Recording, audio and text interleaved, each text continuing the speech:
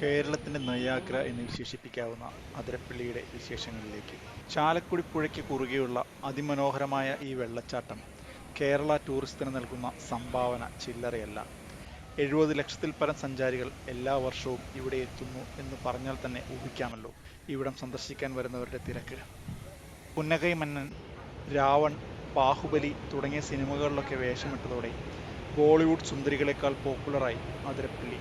ഇനി ഇവിടെ വരുന്ന വിനോദസഞ്ചാരികൾക്ക് എന്തെല്ലാം കാണാനുണ്ടെന്ന് പറഞ്ഞു തരാം. ആദ്യം നമ്മൾ പോകുന്നത് വെള്ളച്ചാട്ടത്തിന്റെ മുകൾ ഭാഗത്തേക്കാണ്. ടിക്കറ്റ് എടുത്ത് പ്രവേശന കവാടത്തിലൂടെ അകത്തേക്ക് നമ്മൾ കയറുമ്പോൾ തന്നെ കാടിന്റെ വൈബ് കിട്ടിത്തുടങ്ങും.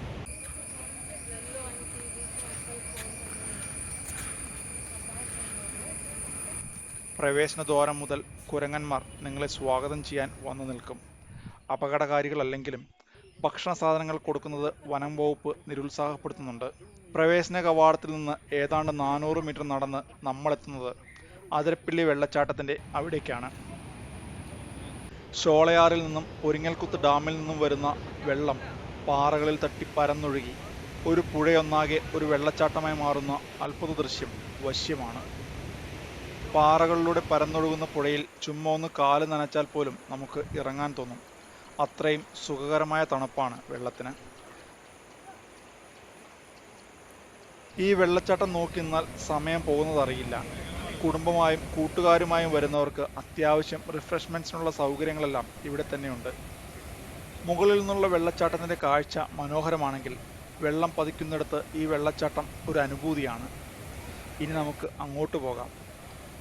വെള്ളച്ചാട്ടത്തിന്റെ മുകളിൽ നിന്ന് താഴേക്ക് പോകാൻ പ്രത്യേകം ഒരു വഴി ശരിയാക്കിയിട്ടുണ്ട്. താഴേക്കിറങ്ങി കുറച്ചെത്തുമ്പോൾ തന്നെ വെള്ളം ആർത്തലച്ചു വന്ന് വീഴുന്ന ഇരമ്പൽ നമ്മുടെ കാതുകളിലെത്തും. കുറെ കൂടി താഴെ എത്തുമ്പോൾ അന്തരീക്ഷത്തിലുള്ള വെള്ളത്തുള്ളികൾ ഒരു പ്രത്യേക അനുഭവം നമുക്ക് സമ്മാനിക്കും. പാൽ പതഞ്ഞൊഴുകുന്നത് പോലുള്ള വെള്ളച്ചാട്ടത്തിന്റെ ദൃശ്യം വെള്ളിത്തിരയിൽ കണ്ടിട്ടുള്ള അതിരപ്പള്ളിയേക്കാൾ സുന്ദരിയാണെന്ന് നേരിൽ കാണുമ്പോൾ നമുക്ക് ബോധ്യമാകും.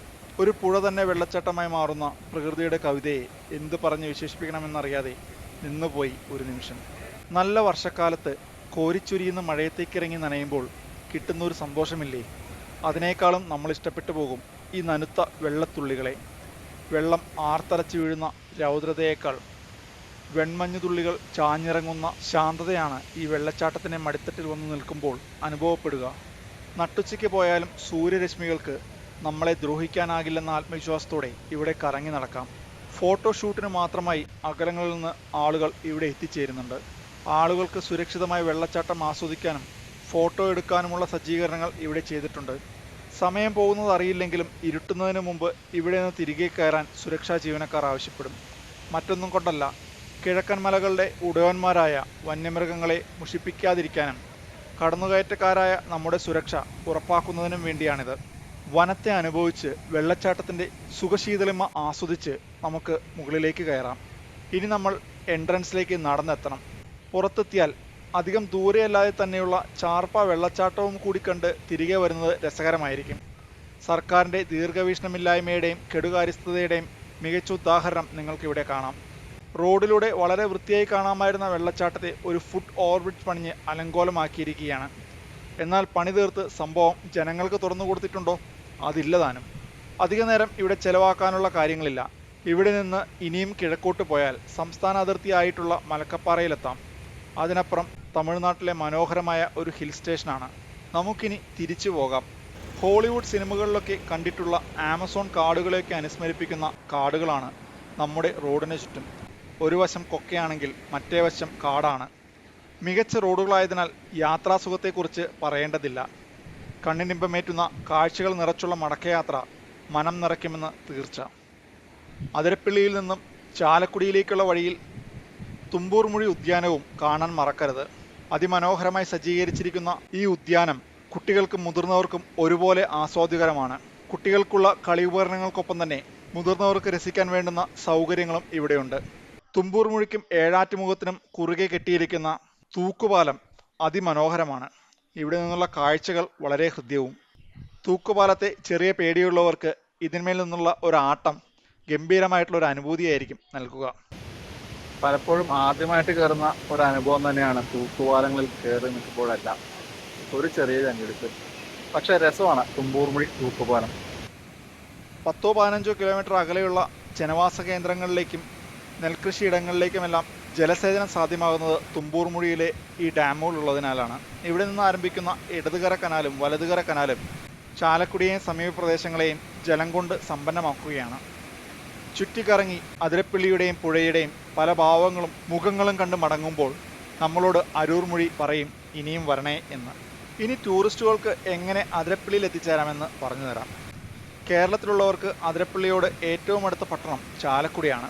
ചാലക്കുടിയിൽ നിന്ന് 30 കിലോമീറ്റർ ദൂരത്തിലാണ് അതിരപ്പിള്ളി. KSRTC ബസ്സുകളും പ്രൈവറ്റ് ബസ്സുകളും തമിഴ്നാട് സർക്കാരിൻ്റെ അന്തർ സംസ്ഥാന സർവീസുകളും ചാലക്കുടിയിൽ നിന്ന് യാത്രക്കാരെയും കൊണ്ട് അതിരപ്പിള്ളിക്ക് പോകുന്നുണ്ട്. ടൗണിൽ ധാരാളം ടൂറിസ്റ്റ് ടാക്സികളും ക്യാബുകളും ലഭ്യമാണ്. ചാലക്കുടി റെയിൽവേ സ്റ്റേഷനിൽ എത്തുന്നവർക്കും അതിരപ്പിള്ളിയിലേക്ക് എത്തിപ്പെടുന്നത് എളുപ്പമാണ്. ഇനി നെടുമ്പാശ്ശേരി എയർപോർട്ടിൽ എത്തുന്നവർക്ക് അതിരപ്പിള്ളിയിലേക്ക് നേരിട്ട് ടാക്സി പിടിക്കാവുന്നതാണ്. അല്ലെങ്കിൽ അങ്കമാലിയിലോ നെടുമ്പാശ്ശേരിയിലോ ഒരു റൂമെടുത്ത് വന്നു പോകാവുന്നതാണ്. മൂന്നാറും വർക്കലയുമൊക്കെ ലക്ഷ്യമിട്ട് വരുന്നവർക്ക് അതാകും സൗകര്യം. എയർപോർട്ടിൽ നിന്ന് ഏതാണ്ട് 2 മണിക്കൂർ അകലത്തിലാണ് അതിരപ്പിള്ളി. ഇനി അതിരപ്പിള്ളിയിൽ താമസിച്ച് വെള്ളച്ചാട്ടത്തിൻ്റെ ഭംഗിയൊക്കെ ആസ്വദിച്ച് പോകാൻ ഉദ്ദേശിക്കുന്നവർക്ക് അതിനു വേണ്ടുന്ന സൗകര്യങ്ങളും ഇവിടെയുണ്ട്. അതിരപ്പിള്ളിയിൽ താമസിക്കാൻ ഉദ്ദേശിച്ച് വരുന്നവർക്ക് ആഘോഷിക്കാൻ 2 വാട്ടർ തീം പാർക്കുകളും അതിരപ്പിള്ളിയോട് ചേർന്നുണ്ട്. പിന്നെ അതിരപ്പിള്ളിയിൽ താമസിക്കാൻ ഉദ്ദേശിക്കാത്തവർ നേരം ഇരുട്ടുന്നതിന് മുമ്പ് മലയിറങ്ങുന്നതാണ് നല്ലത്. വന്യജീവി ശല്യമുള്ള മേഖലയായതിനാൽ ഇരുട്ടും തോറും റിസ്ക് കൂടുതലാണ്. നിങ്ങൾ ചാലക്കുടി ഭാഗത്തേക്കാണ് മടങ്ങുന്നതെങ്കിൽ നിങ്ങളെ യാത്രയാക്കാൻ പ്ലാന്റേഷനിലെ പനകൾ നിരയൊപ്പിച്ച് നിൽക്കുന്നുണ്ടാകും. തമിഴ്നാട് ഭാഗത്തേക്കാണെങ്കിൽ കിഴക്കൻ മലകളും ചാലക്കുടി പുഴയും നിങ്ങളെ നോക്കി ചിരിച്ച് പറയും നന്ദി, വീണ്ടും വരിക.